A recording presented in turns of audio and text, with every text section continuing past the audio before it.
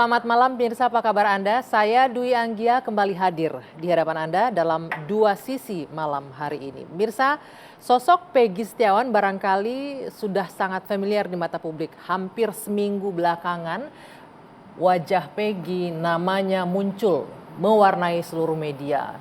Dan kita tahu hal ini terjadi setelah Pengadilan Negeri Bandung dengan Hakim Tunggal Eman Sulaiman menyatakan menggugurkan status tersangka Peggy Setiawan karena dinilai penetapan Peggy sebagai tersangka tidak sesuai prosedur.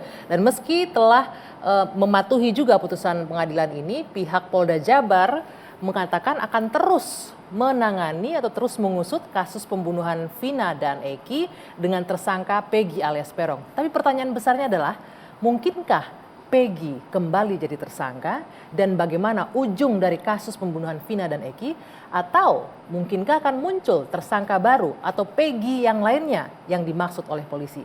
Kami akan membahas di Dua Sisi malam hari ini selengkapnya. Atas nama Peggy Setiawan beserta surat yang berkaitan lainnya dinyatakan tidak sah dan batal demi hukum.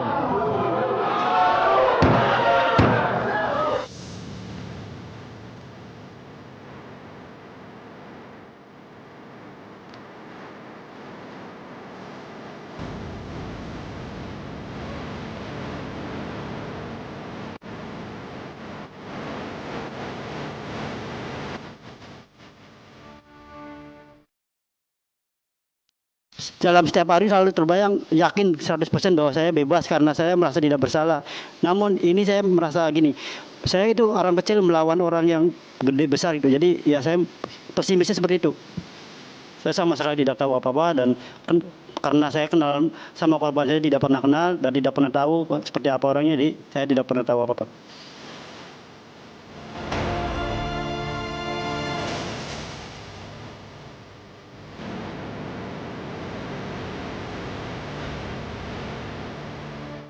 Si Peggy itu konsep bebas itu bukan bebas seperti putusan akhir.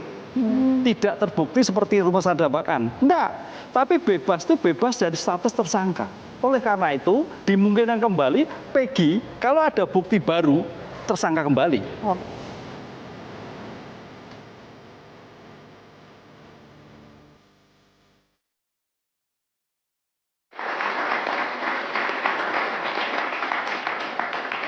Baik, untuk membahasnya sudah hadir beberapa orang narasumber bersama saya di studio malam hari ini. Ada Pak Fredrik Yunadi, praktisi hukum. Selamat malam Pak Fredrik. Selamat malam. Ya.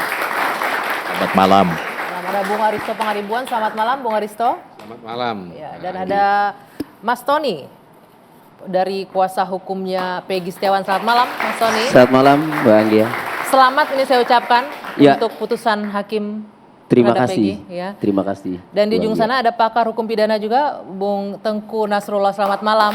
Selamat malam. Assalamualaikum warahmatullahi wabarakatuh. Waalaikumsalam. Saya berterima kasih loh, ini masih pakai infus di tangannya tapi menyempatkan hadir di Dua Sisi. Semoga lekas sembuh ya Bang Nasrullah. Tegaknya hukum yang lebih baik Luar ke depan biasa. di Indonesia. Oke, amin. Dan juga tepuk tangan untuk adik-adik mahasiswa, ada dari Al-Azhar, ada dari Universitas Bakri, dan dari UPN Veteran. Mudah-mudahan kita bisa mengambil insight ya dari diskusi malam hari ini. Baik, saya akan langsung memulai dengan Pak Fredrik terlebih dahulu, yang berbaju paling cerah malam hari ini ya, biru ya. Pak Fredrik, bagaimana Anda melihat putusan hakim yang menyebutkan bahwa ini Peggy status tersangkanya sudah gugur?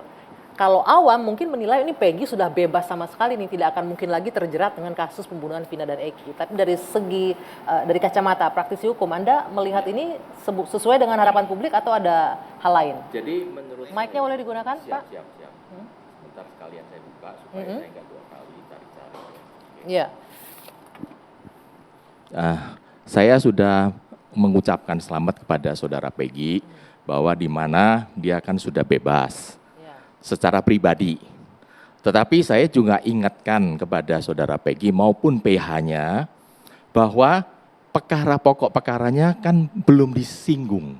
Yang diperiksa itu kan hanya formilnya. Berarti prosedur penangkapan, penahanan, prosesnya dianggap tidak sah dan digugurkan, dinyatakan tidak sah oleh Hakim Tunggal.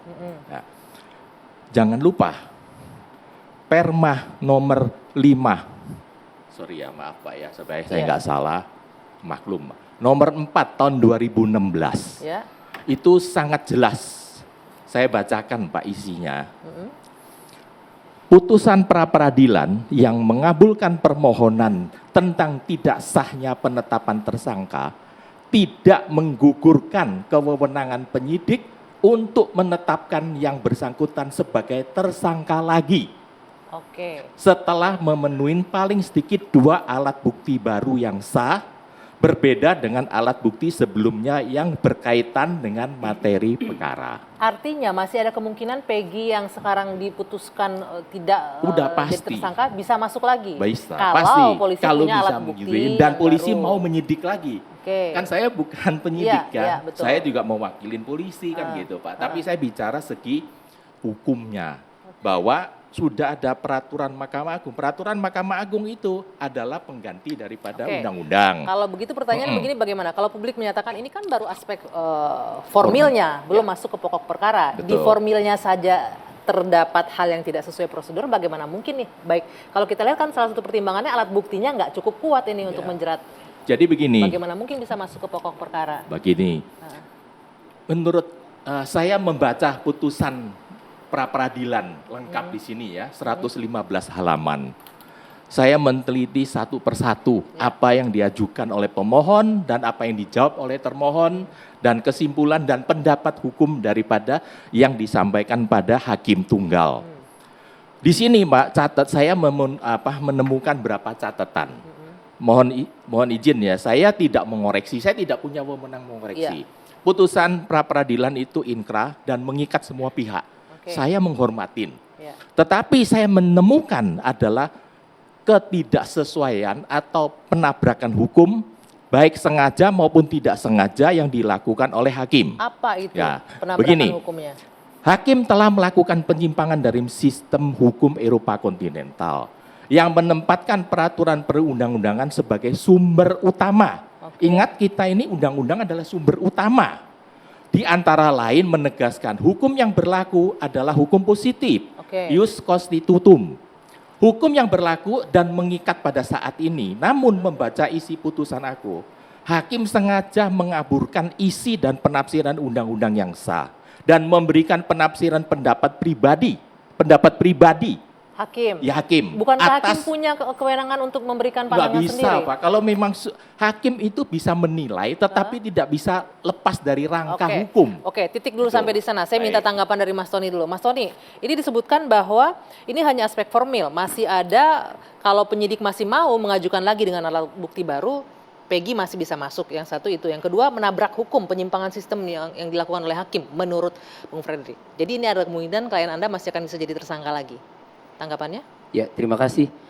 Pertama, kami penasihat hukum Peggy Setiawan dan atas nama keluarga besar Peggy Setiawan mengapresiasi setinggi-tingginya dan mengucapkan terima kasih kepada Bapak Eman Sulaiman, Hakim Tunggal Pra-Peradilan yang telah memutus berdasarkan hukum, memimpin sidang dengan arif bijaksana sehingga penetapan tersangkanya itu dibatalkan.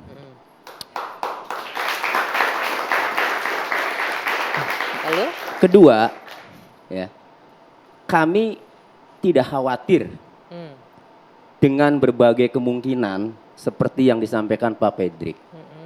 Karena memang masih ada korban dan memang kasus ini belum tuntas. Ya. Kepentingan kami membela Peggy Setiawan adalah dasarnya karena Peggy Setiawan itu tidak berada di lokasi pada saat kejadian. Sehingga kami berjuang, kami buktikan itu. Walaupun hanya pada tahap pra-peradilan ya, yang hanya memeriksa formil, ya.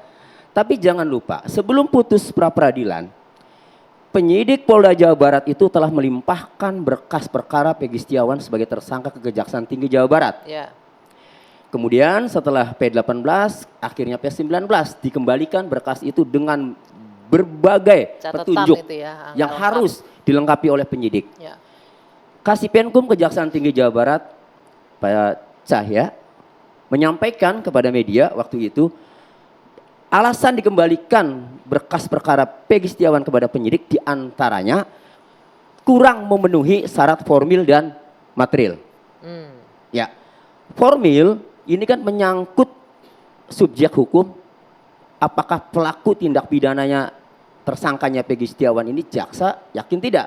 Nah, ternyata dari formilnya saja, materialnya juga ya, dari formilnya saja jaksa ini ragu bahwa Peggy Setiawan adalah tersangkanya.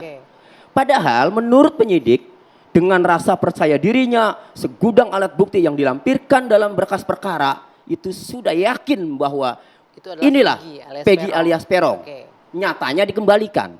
Jadi kemudian kalau penyidik melakukan penyidikan lagi terhadap kasus ini dengan sasaran klien kami Peggy Setiawan, silahkan mau pakai alat bukti yang mana lagi. Toh alat bukti yang sudah ada, sudah diuji. Anda siap menghadapi itu kalau ada Oh, siap. bukti yang baru? Kami senang, malah kami dukung Bapak Kapolda Jawa Barat kalau mau mengusut lagi, kami dukung.